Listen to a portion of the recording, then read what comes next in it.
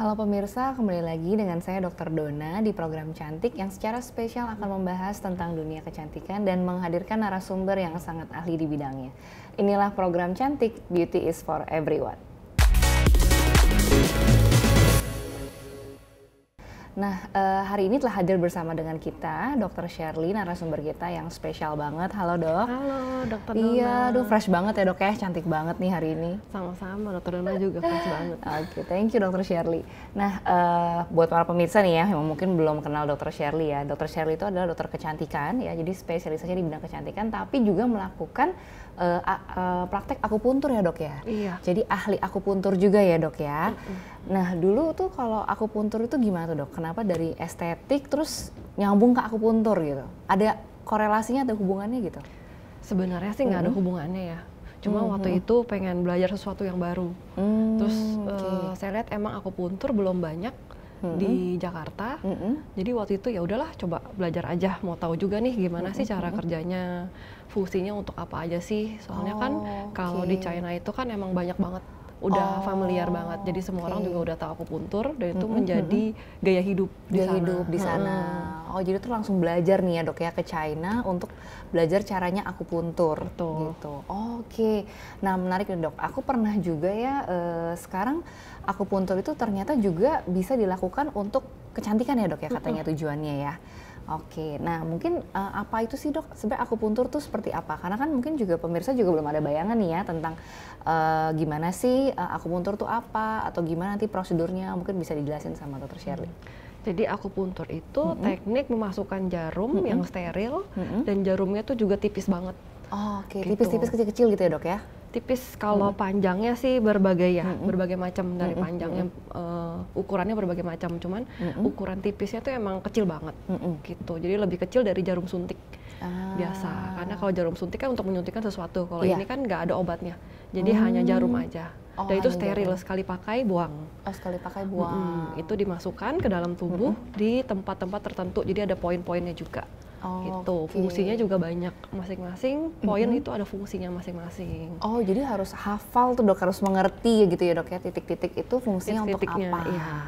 Respon tubuhnya juga ada, masing-masing tubuh berespon. Oh. Jadi fungsinya juga nggak cuma untuk kecantikan, bisa juga untuk kesehatan. Oh, kesehatan juga bisa. Jadi kecantikan bisa, kesehatan bisa. Kesehatan bisa. Juga bisa juga untuk slimming. Oh, bahkan slimming juga bisa. Betul. Oke, jadi yang berhubungan sama kita nih wajah dan juga slimming ya. Karena kan banyak nih pasien-pasien yang pengen menurunkan berat badan. Ternyata bisa juga loh pakai akupuntur. Bisa membantu. Kalau yang medis itu gambarannya untuk apa dok biasanya? Kalau medis ya biasanya tuh untuk Bell's palsy. Oh, Bell's Jadi palsy. itu stroke, stroke, pas wajah stroke bisa gitu ya? Ya, stroke wajah yang hanya sebelah, kelumpuhan wajah. Kelumpuhan wajah gitu. sebelah. Kalau misalnya stroke-nya, pemulihannya stroke di area tubuh gitu, lumpuh sebelah gitu juga bisa? Juga berarti, bisa.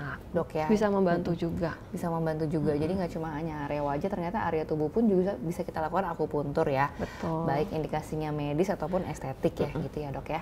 Nah kalau gitu kira-kira tuh sebenarnya cara kerja gimana dok? Kalau kita bicara mengenai akupuntur, tadi dokter bilang ditusuk ya dok ya jarumnya gitu ya. Jarumnya ditusuk. Berapa dalam, terus respon tubuhnya tuh gimana dok setelah dilakukan gitu ya?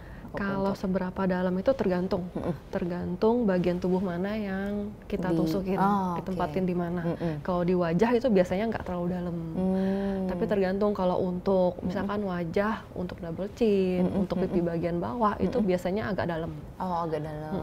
Kayak pemasangan benang. Oh gitu dok, Ya. kayak pemasangan benang. Kayak gitu. Tapi kalau untuk dahi, untuk kepala, untuk daerah area mata, pipi itu biasanya yang pendek. Atau bisa juga untuk scar.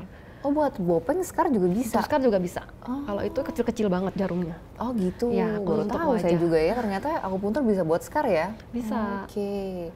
Respon tubuhnya gimana dok? Setelah kita tusukin si jarum ini, efek apa yang terjadi gitu? Jadi jarum ini untuk merangsang tubuh itu punya aliran darah lebih. Oh, Lebih banyak aliran darahnya, lalu dia ada produksi kolagen juga lebih banyak. Gitu, merangsang elastisitas kulitnya juga lebih tinggi. Oh, gitu. Jadi ini sebenarnya mirip kayak terapi microneedling kali ya dok ya? Mirip-mirip.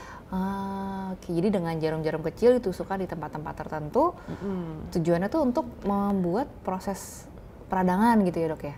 atau gimana sebenarnya? Dia untuk mengurangi inflamasi sebenarnya juga bisa. Jadi dia untuk merangsang jaringan di sekitar. Oh, jaringan di sekitar. Dan untuk kulitnya juga, karena kan kalau bedanya dengan meconidding kan hanya di kulit lapisan atas doang, permukaan kulit. Kalau akupuntur dia ada poin-poinnya sendiri, jadi bisa sampai dalam juga. Jadi ada titik-titik untuk fungsi sendiri-sendiri. Sendiri-sendiri ya. Bisa untuk anti-aging, untuk pengencangan, itu ada titik-titiknya. Untuk sakit kepala. Oh, beda lagi. Itu beda lagi. Kalau buat anti-aging nih, pasti kan pada penasaran ya. Kalau buat anti-aging itu, jadi bisa ditusuknya di area mana, Dok Sherly? Anti-aging biasa ada di area sini, atas. Oh, area ini, kepala justru ya, hairline ya. Hairline garis ada rambut. Di sini, garis rambut. Lalu bisa ada juga di dahi.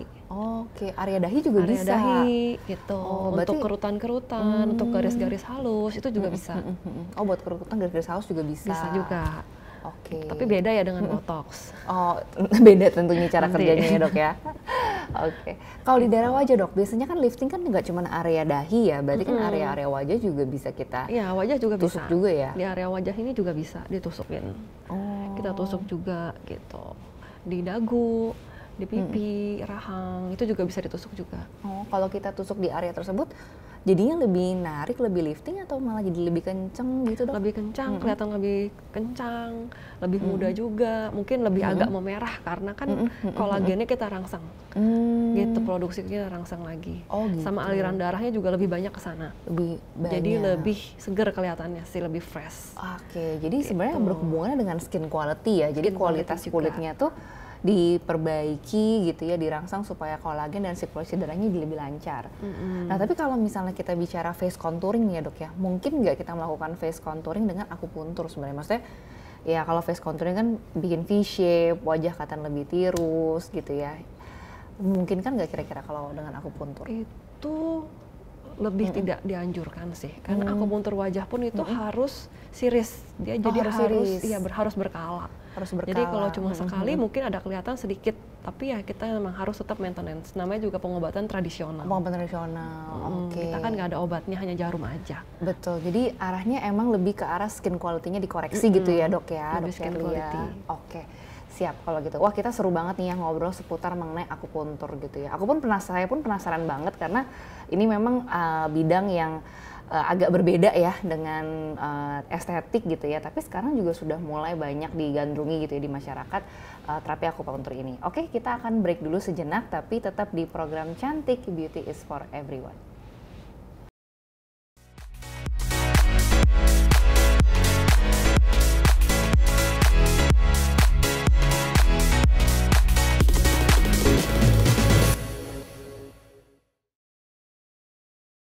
Oke, baik pemirsa, kembali lagi dengan program Cantik bersama dengan Dr. Sherly ya.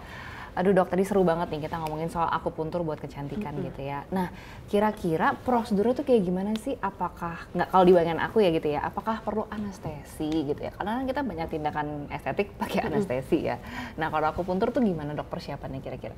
Biasanya sih kalau akupuntur itu nggak perlu anestesi. Oh, nggak perlu anestesi. Jadi ini tindakan jarang tuh banget sih anestesi. Painless ya, Dok ya? Berarti nggak sakit dong ya? Kadang ada rasa lah. Oh, ada rasa. Ada rasa nyeri ketika ditusuk.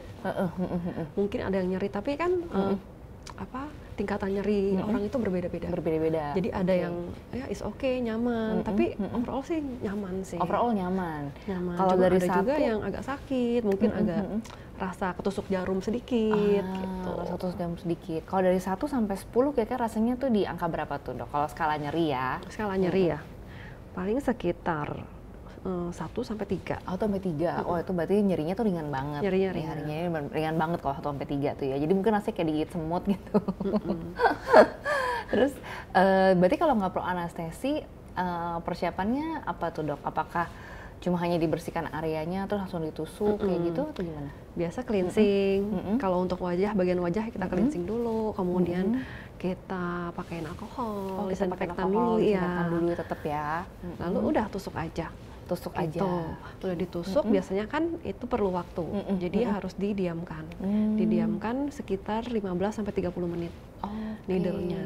Sambil mungkin ada beberapa poin yang kita sambungkan dengan mesin. Oh, bisa disambungkan dengan mesin juga. Disambungkan dengan mesin. Nanti ada rasa getaran. Gitu. Jadi untuk menstimulasi titik tersebut. Gitu. Oke, jadi akupuntur itu sebenarnya bisa pakai jarum-jarum halus tadi, Dok, tapi juga bisa dibantu dengan ada mesin juga. Ada mesin juga. Oke. Tapi nggak semua titik yang kita tusukkan itu akan dibantu mesin atau gimana tuh, Dokter Shirley? Nggak semuanya. Jadi beberapa titik tergantung nanti pasiennya itu perlunya apa, lebih kebutuhannya lebih kemana, concernnya lebih kemana, keluhannya apa. Gitu. Jadi emang sebelumnya kita harus konsultasi dulu. Oke. Jadi harus konsultasi dulu. Oke. Jadi selama 15-30 menit nanti ada beberapa titik yang pasien juga akan merasakan getaran dari si alat ini gitu ya. Betul. Jadi tapi berpindah-pindah lokasi kah atau dalam waktu 15-30 menit di situ aja tuh, Dok?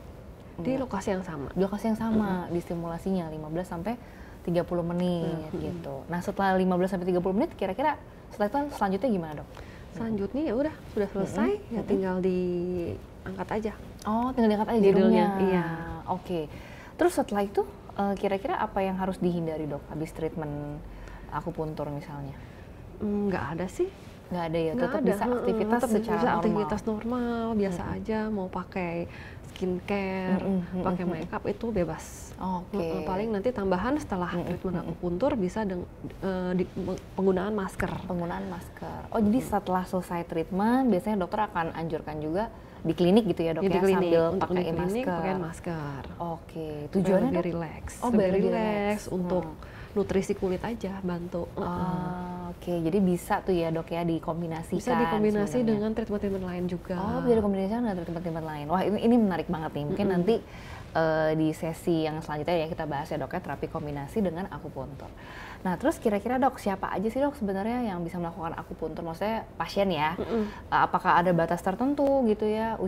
Harus start dari usia berapa? Atau ada indikasi apa gitu boleh melakukan? Atau cuman orang-orang yang sebenarnya sehat, nggak ada keluhan tapi pengen nih melakukan sebenarnya akupuntur? siapapun bisa melakukan akupuntur. Maksudnya sebagai pasien gitu ya, Dok, yang bisa jadi pasien sebagai ya? pasien, nggak ada batasan usia. Cuma kan biasanya yang mencari akupuntur anti aging itu orang-orang yang sudah berumur 30 ke atas, 40 ke atas. 30-40 ke atas biasanya yang mencari. Dan biasanya mereka yang tidak senang dengan injeksi-injeksi yang mengandung obat-obatan. Oh gitu, yang mengandung bahan-bahan kimia. Yang gitu kan ada beberapa orang takut gitu ya? takut dengan bahan-bahan kimia. Jadi mereka boleh mencoba yang natural, pengobatan tradisional dengan akupuntur. Oke. Gitu, karena tidak ada mengandung obat sama sekali. Tidak ada mengandung obat sama sekali. Wah, jadi sebenarnya alami dan nggak ada bahan-bahan kimia yang dimasukkan ke tubuh. Betul. Ya. Jadi memang lebih natural. Lebih natural. Lebih natural. Oke.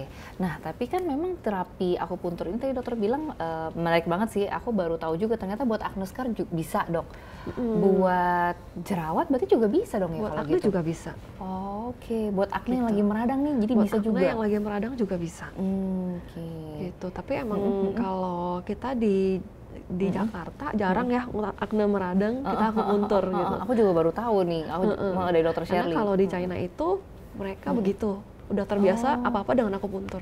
Tapi kalau di sini kita lebih senang yang instan. Jadi kita suntikin aja. Iya, memang budaya masyarakat kita senangnya tuh instan ya. Instan. Tapi kalau di China ternyata juga dilakukan terapi akupuntur pada pasien yang jerawat radang tuh, Dok. Iya. Oke. Jadi ditusuk tuh di bagian jerawatnya atau gimana, Dok? Di bagian sekitar. Oh, di bagian sekitar. Tentunya tidak di bagian yang jerawat lagi radangnya ya. Dia untuk menstimulasi aliran darah ke sana. Gitu. Supaya proses pemulihan lebih cepat. Proses pemulihannya lebih cepat. Oke. Nah, di bayangan kita tuh berapa kali tuh, Dok, kita harus melakukan terapi akupuntur supaya hasilnya lebih ideal? Kan kata dokter perlu proses ya? Perlu proses, jadi perlu beberapa kali secara berkala. Itu biasanya kalau mau optimal 10 sampai 15 kali. Oke, 10 sampai 15 kali treatment sesi. Seminggu itu bisa 2 kali, bisa sekali. Itu kembali lagi ke pasiennya ya, dia punya waktunya kapan nih. Kadang kan ada yang sibuk banget, biasanya cuma seminggu sekali. Oh ya udah, seminggu sekali kita cocokin aja jadwalnya. Oh gitu. Tapi nggak ada perubahannya tuh dok, perbedaan antara misalnya seminggu 2 kali dengan seminggu sekali gitu? Apa emang ada beberapa kasus harus seminggu 2 kali gitu? Kalau memang dia perlu banget, misalkan dengan kondisi tertentu, misalkan sedang ada penyakit yang seperti tadi saya bilang Bell's palsy. Oh Bell's palsy. Itu kan emang Kelumpuhan nggak nyaman pada sekali otot ya, wajah ya. tidak nyaman dan kelihatan banget tuh, apalagi di wajah. Nah itu Ekspresinya supaya beda cepat, gitu iya ya? ekspresinya beda kan. Yang sebelah nggak bisa gerak. Jadi supaya cepat biasanya dianjurkan seminggu 2 kali atau bahkan seminggu 3 kali. Oh seminggu 2 kali, seminggu 3 kali. Dan itu kelihatan hasilnya tuh kira-kira setelah berapa kali treatment tuh dok mulai kelihatan perubahannya? Ini tergantung sih. Biasanya sekali treatment aja pasiennya udah merasakan lebih enakan, lebih nggak kaku, mungkin lebih nggak nyeri, karena kan pasti biasa ada nyeri juga, ada nyeri kepala, ada nyeri mungkin di bagian pipi, atau di matanya berdenyut-denyut. Nah itu bisa langsung terasa, efeknya gitu langsung ya? terasa Langsung sekali terasa. itu. Oke, siap dok. Nanti kita lanjut lagi dok ya. Tadi kan tentang terapi akupuntur nyinggung dikit yang ada hubungan sama medis ya. Nanti kita balik ke yang estetik nih ya. Nah oke pemirsa, kita jeda dulu. Pariwara berikut ini tetap di program Cantik, Beauty is for Everyone.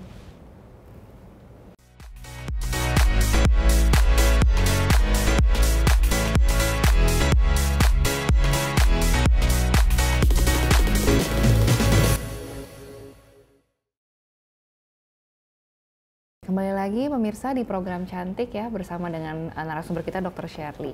Nah tadi kita sudah membahas ya dok, akupuntur untuk estetik ya. Tadi sempat nyinggung-nyinggung dikit yang soal medis juga.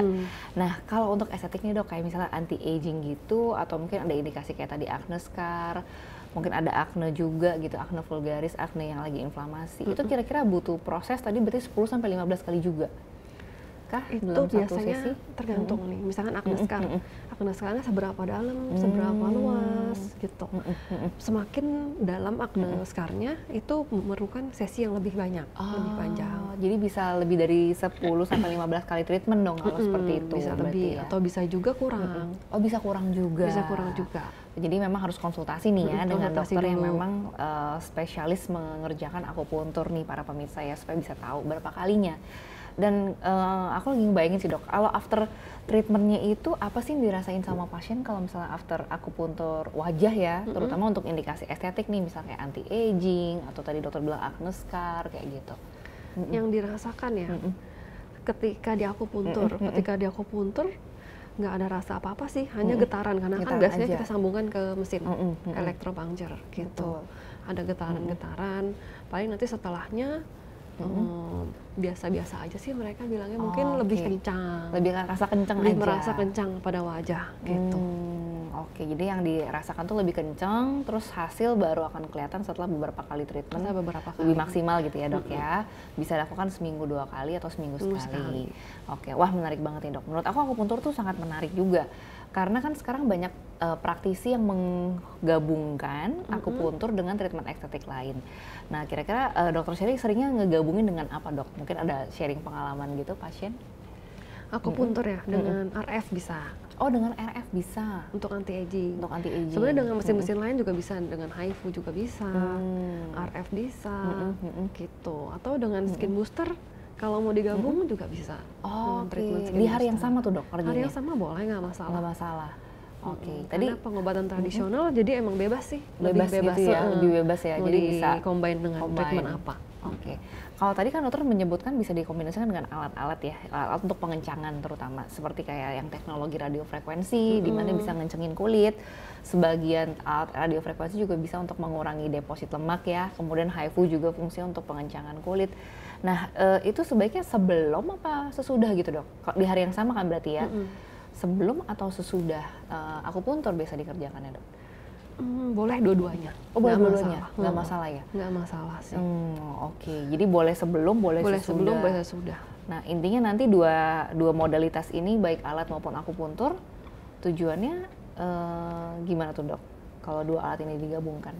Tujuannya biasanya untuk anti aging misalkan.